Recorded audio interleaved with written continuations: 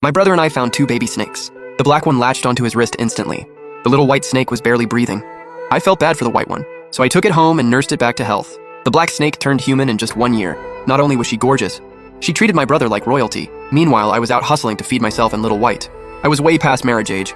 But because I was always carrying this useless snake, every woman rejected me. They all said they'd marry me if I ditched the snake.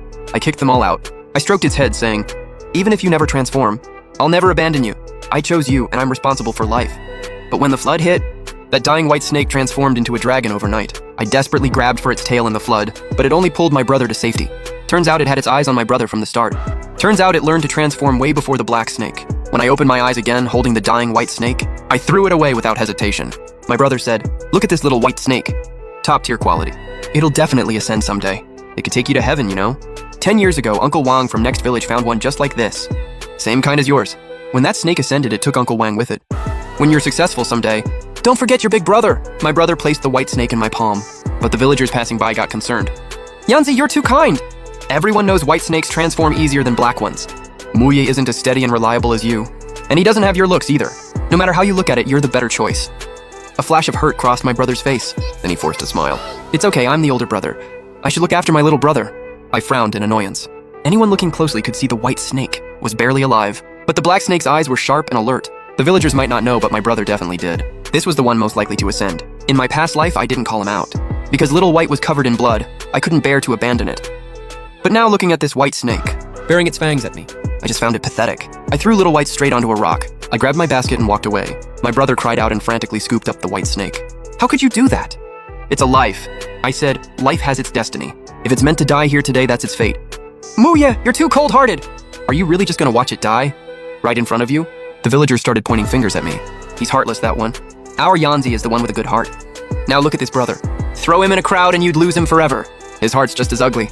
I laughed. "Since you're so kind, brother, why don't you take both snakes?" My brother froze. He avoided eye contact.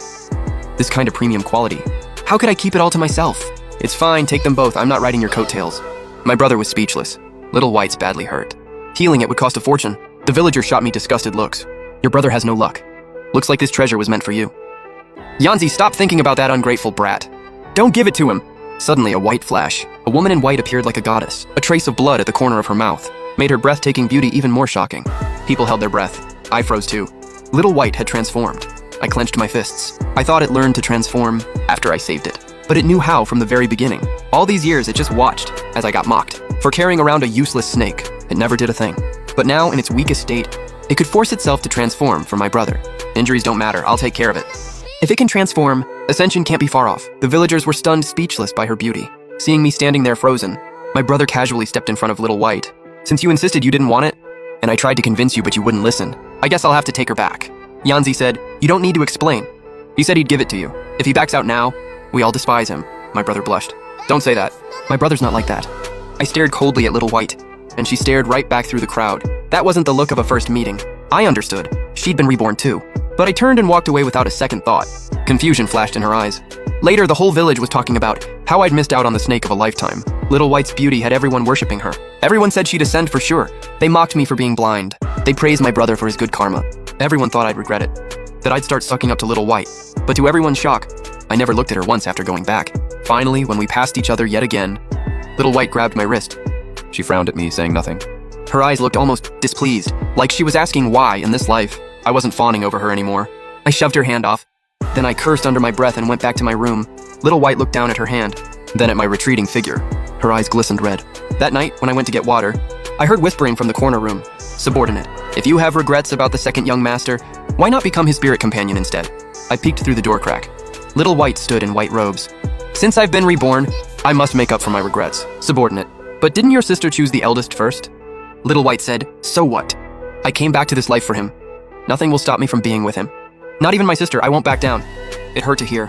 But after 2 steps, I heard the subordinate ask, "May I dare to ask, why your excellency is so devoted to a mortal man?"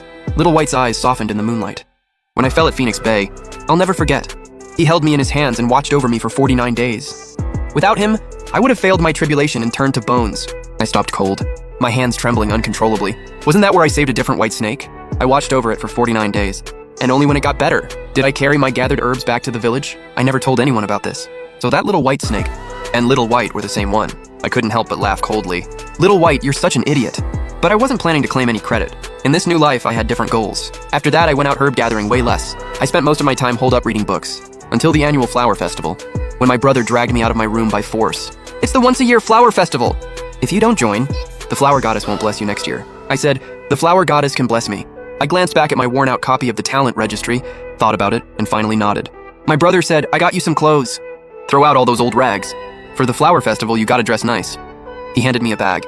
I opened it, and found these so-called nice clothes were bright red with green patterns, red and green clashing together, made plain-looking me look even tackier. But when I went to find my other clothes, they were all gone.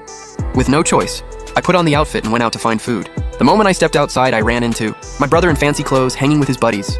Someone gasped, "Oh my God, does he actually think that looks good? Ugly people do weird things." You can tell, he's really trying to match the flower festival theme. Is he trying to steal the spotlight from our Yanzi with this? Ha ha ha. Well, he succeeded. Just in the ugliest way possible. Dead. Yanzi's fabric was custom made by that white snake lady, you know, and he thinks his tacky outfit compares? Guys, stop! My brother's eyes turned red. Brother, how could you come out dressed like that? It's my fault. I didn't think it through. His eyes welled up. The crowd immediately rushed to comfort Yanzi. It's not your fault. He just can't pull off the clothes. You even prepared new clothes for him. Where would he find a better brother? If you wore those same clothes, you'd look godlike. So stop blaming yourself. I don't believe he only had this one outfit. Bottom line, it was his choice, not yours. My brother wiped his eyes, but I'm still his big brother. Seeing him like this, how can I feel okay? I said, you done with your little act? That one line froze everyone. I walked up to one of his buddies. This guy just said, he doesn't believe I only had one outfit. So big brother, you want to tell him where all my clothes went? My brother went speechless. In the past, I would have just walked away instead of dealing with this nonsense. But this time, I wasn't letting my brother off the hook. I stared at his fancy outfit. Nice fabric. Even if that snake gave it to you, I'm sure you had a hand in designing it. So if your taste is this good, why'd you pick this garbage for me? My brother covered his mouth. Brother, you're accusing me? I said, stop playing the victim. If you're really innocent, let's all go to your room right now and see if you hid my clothes. I turned to lead the group back. My brother's face went pale.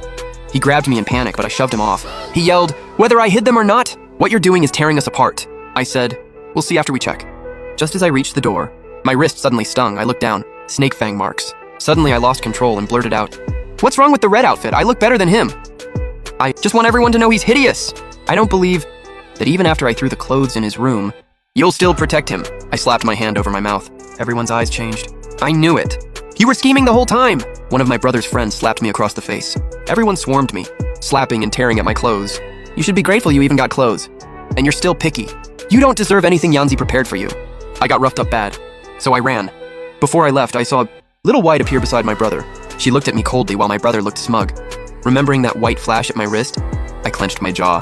While I was recovering at home, Little White actually came to my room. I knocked the medicine out of her hand. She gave me this complicated look, then picked up the pill, grabbed my jaw, and forced the medicine down my throat. Spit it out, and you'll die. Looking at her threatening eyes, I gritted my teeth and swallowed. At least I stopped talking nonsense. She waited a bit longer, made sure I had no other symptoms, then turned to leave. At the door, she suddenly paused. You really have nothing to say to me? She definitely knew. I'd been reborn too. Since my rebirth, I hadn't said a word to her. I closed my eyes and said nothing. She gave me one last look before closing the door. After that, every time I went outside, people straight up called me a manipulator, so I disappeared for a while. Everyone said I couldn't handle living in the village anymore. But not long after, I came back. When I returned, my brother patted my shoulder.